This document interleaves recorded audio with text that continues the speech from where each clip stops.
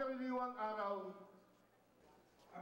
Ang pupunsahing kooperatiba o asosasyon para sa mabuhay primary multipurpose Bilisang Bayan na tatanggapin ni Chairman Andres Vallarta. Para sa Seed Growers Multipurpose Cooperative na tatanggapin ni Vice Chairman Joey Ramos. 5 piso para sa San Nicolas Farmers of Santa Cruz Farmers of San Simon na tatanggapin ni Chairman Herminio Santos. History mo. Ano?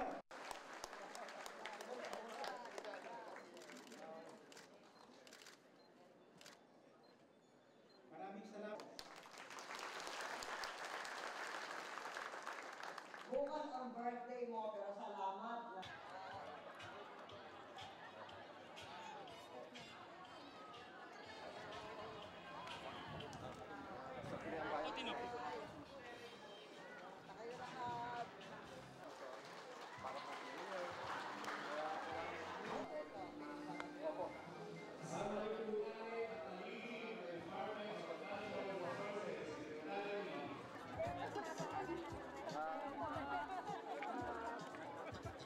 Ang manager po ng Water District ayan po na nakikinabang sa Solid Waste Management Program.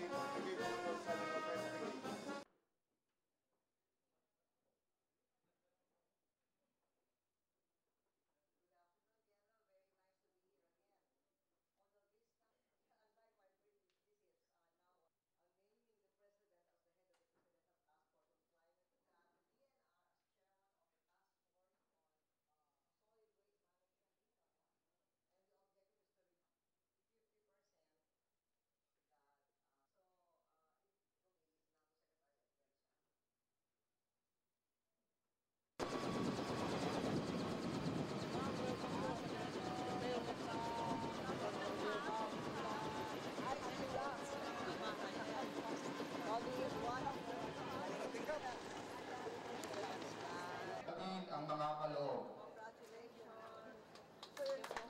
Palakpakan mo natin. Ang certificate po ay nagkakahalaga. Maraming salamat po sa binigay niyong mga scholarship program. Opo, marami pong salamat. Ang isa pa pong bagay na nais naming pasalamatan, ma'am, ay yung pong mga tiles na binigay niyo. Nandoon po sa high school.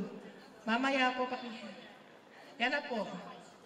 Yan po ang naging dahilan, kaya po naging napakaganda ng aming school. At isa pa po para po sa pamayanan, ma'am, nagpapasalamat po kami sa mga fasilidad ng pailaw, ng tubig, ng karsada, ng bigasang bayan po, at yung po mga iba't ibang livelihood training na binibigay sa kababaihan. At yung pong pinakahuli ay yung pong aming demo farm, na kung saan po ay pinagkaloob sa amin ng Department of Agriculture. Demo learning farm, ma'am. Opo. Opo. Yes, ma'am. So, ma'am, ang pagbisita niyo po dito sa amin ay isang napakalaking biyaya at grasya. Maraming salamat po at mabuhay ka po, ma'am. Maraming salamat po.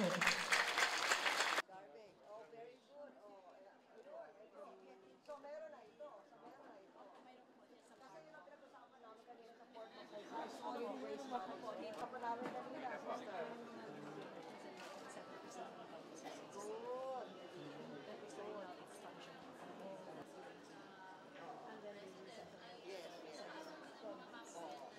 Yun, 30 days. 30 days.